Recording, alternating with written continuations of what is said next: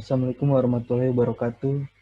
Jumpa lagi bersama kami di sini dengan saya sendiri, Hegi Arade Ahmad Zulfikri. Saya Rizky Budianto. Kali ini kami akan menjelaskan tentang scheduling proses dengan menggunakan algoritma FIFO dan SJF. Berikut penjelasannya.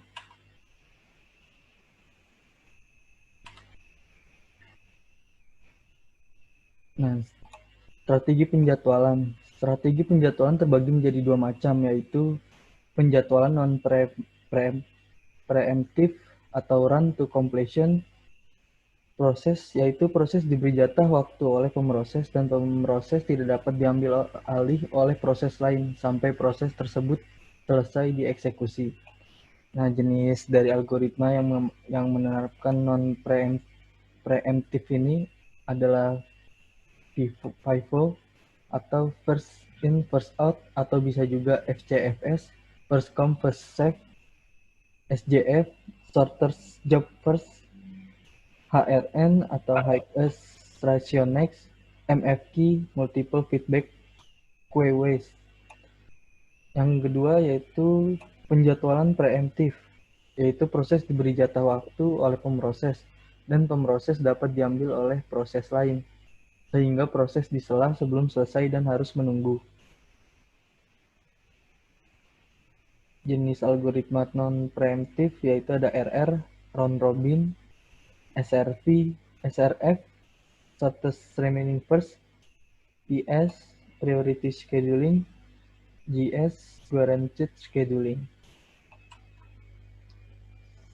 Untuk penjadwalan FIFO bisa dijelaskan oleh teman saya.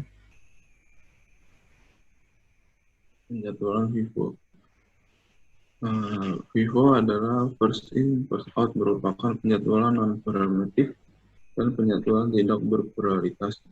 Penjadwalan FIFO adalah penjadwalan paling sederhana yang digunakan oleh CPU.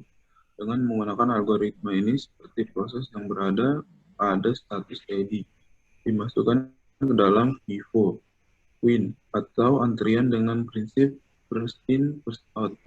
Sesuai dengan waktu kedatangan proses ini yang tiba telah terlebih dahulu yang akan dieksekusi. Contoh pertama, diketahui 10 antrian proses yaitu A, B, C, D, E, F, G, H, I, J dengan waktu kedatangan semuanya 0 dan proses sedang tidak aktif P, double P sama dengan 0. Sama proses berurutan antara lain 8, 5, 4, 10, 3, 9, 2, 1, 7, 8 tertentu. Sigma TA dan mencari rata-rata TA-nya. Yang contoh kedua, diketahui 5 proses antrian yaitu PR, PQ, RST dengan waktu kedatangan berurut 0, 1, 3, 5, 8 dan proses yang aktif yang tidak aktif double P sama dengan 0. Lama pemrosesan beruntut antrian lainnya 8, 5, 4, 10, 3. Tentukan sigma TA dan rata-rata dari TA.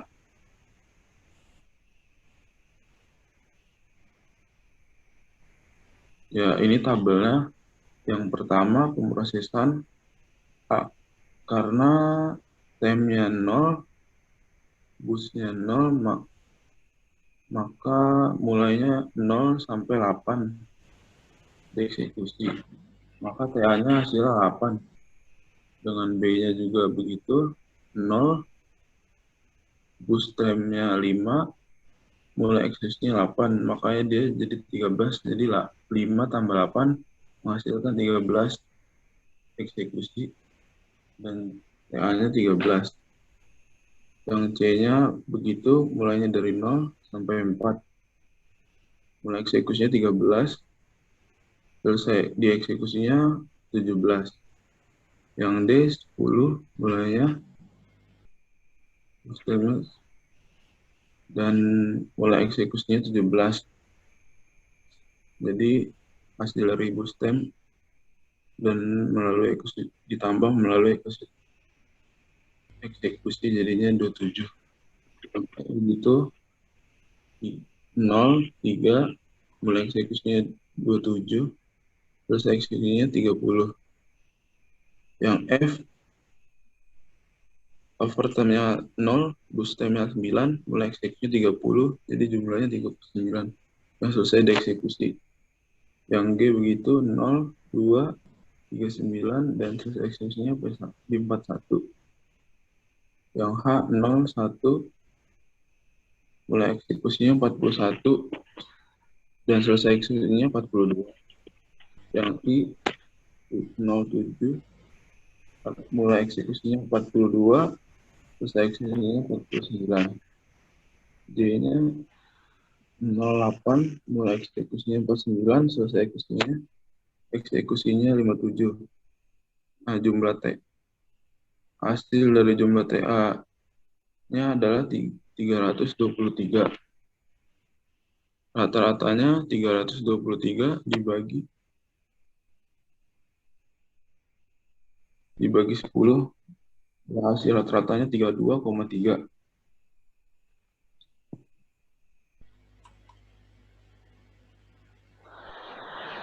Yang kedua ada 5 antrian. Nah, ini dimulai dari 0, 8. Mulai eksekusinya 0, selesainya di 8.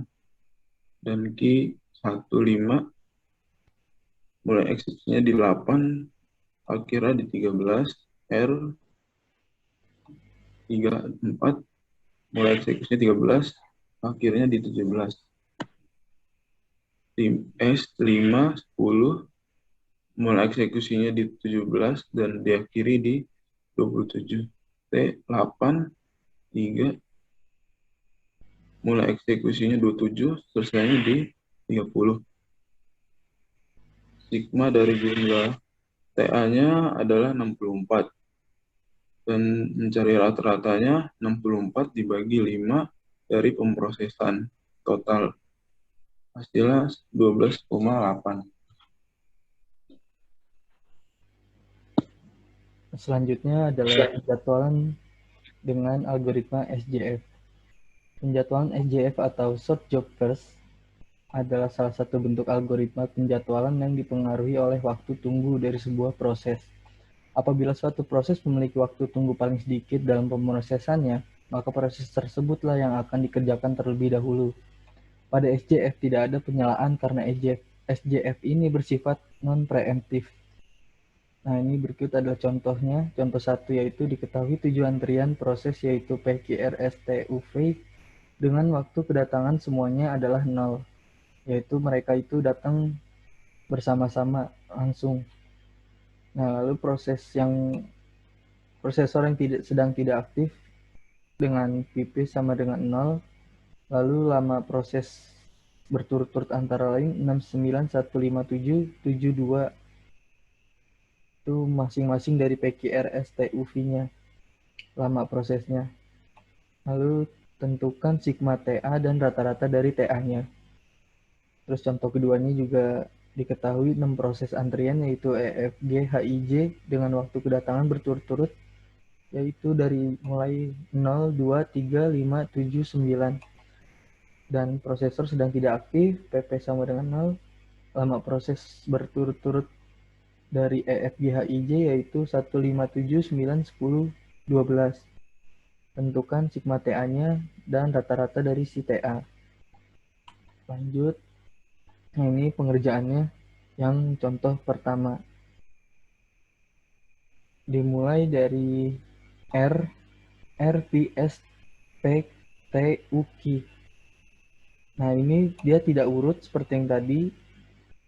Walaupun mereka datangnya samaan, tapi nggak dimulai urut secara abjad karena berdasarkan burst time-nya atau lama prosesnya. Di sini R memiliki lama proses yang paling sedikit yaitu 1. Maka awal pemrosesannya itu yaitu si R yang akan diproses terlebih dahulu karena memiliki burst time yang paling sedikit di antara yang lain. Dimulai dari eksekusi 0, lalu burst time-nya 1, TA-nya hasilnya 1. Lalu untuk yang kedua, proses yang kedua yaitu V-nya. V yang diproses karena memiliki lama proses atau burst time kedua dari terkecil. Yang terkecil yaitu burst time-nya 2. Karena ini selesai eksekusinya di 1, maka mulai eksekusi si V ini yaitu 1. Lalu dengan lama pemrosesannya dia itu 2, jadi dia 1 ditambah 2 ini. Selesai eksekusi dari V itu jadinya 3. Nah, selanjutnya adalah proses S. Karena proses S memiliki lama pemrosesan 5, jadi dia adalah urutan ketiga untuk diproses. Nah, karena selesai eksekusi, dia dimulai eksekusinya dari 3, maka 3 ditambah lama pemrosesan si S ini, jadi 8. Untuk TA-nya 8 karena TA ini adalah selesai eksekusi dikurang total arrival time atau waktu tiba. Jadi si 8 ini dikurang sama arrival time yang ini 000. Karena di sini arrival time-nya atau waktu kedatangan dari semuanya ini adalah 0, maka arrival time-nya ini harusnya tidak dihitung. Jadi mereka langsung saja seperti ini. 8, terus selesai eksekusinya 14, karena 14 dikurang 0, dikurang 0, dikurang 0, dikurang 0. Jadi total eksekusi itu berturut ke atasnya. Sehingga diperoleh total dari TA ini atau sigma TA ini adalah 112 dari penjumlahan semuanya ini.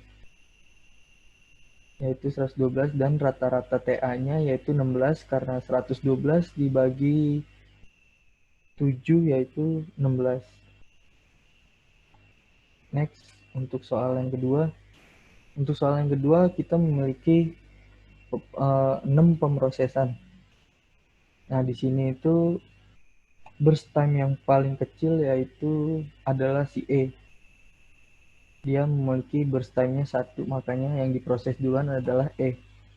Dan E pun juga mempunyai arrival time atau waktu kedatangan yaitu yang pertama, dia arrival time-nya 0. Dimulai dari sini, mulai eksekusinya berarti dia dari 0 karena kedatangannya adalah 0. Lalu selesai eksekusinya 1 karena lama pemrosesan 1, jadi 0 ditambah 1 yaitu 1. Untuk TA-nya 1 karena memang dia arrival time-nya 0, jadi 1 dikurang 0. Lanjut ke bawahnya 2. Kenapa di sini 2? Karena si F, untuk yang kedua ini si F memiliki burst time atau lama pemrosesan yang paling kecil, kedua dari yang lainnya. Dan waktu kedatangannya pun dia adalah 2. Jadi pemrosesan si F ini di waktu yang kedua. Mulai dari sini karena selesai eksekusi si E ini adalah 1. Jadi dia nggak langsung 1, jadi arrival time ini karena 2, jadi dimulai eksekusinya dari 2. Nah, selesai eksekusinya itu adalah 7 karena mulai eksekusinya si F ditambah dengan lama pemrosesannya yaitu 5, jadinya 7. Untuk TA-nya 5 karena selesai eksekusinya ini 7 dikurang total dari arrival time yaitu 7 dikurang 2 dikurang 0. Jadi 7 dikurang 2 itu 5. Begitupun seterusnya. Nah, karena yang ketiga ini adalah G, dia arrival time-nya 3 dan ini sudah ada di angka 7. Jadi kita langsung lewatkan, jadi mulai langsung eksekusi di 7. Nah, burst time-nya pun juga terkecil dari yang lainnya, dari 9, 10, dan 12. Kita langsung saja, jadi mulai eksekusi tambah lama pemrosesan, 7 tambah 7, 14. 14 dikurang 3, dikurang 2, dikurang 0. Hasil adalah 9. Begitupun seterusnya, hingga memperoleh hasil sigma TA total dari keseluruhan ini, yaitu 63. Rata-rata dari TA-nya adalah 10,5 karena 63 dibagi 6 pemrosesan. Hasilnya adalah 10,5.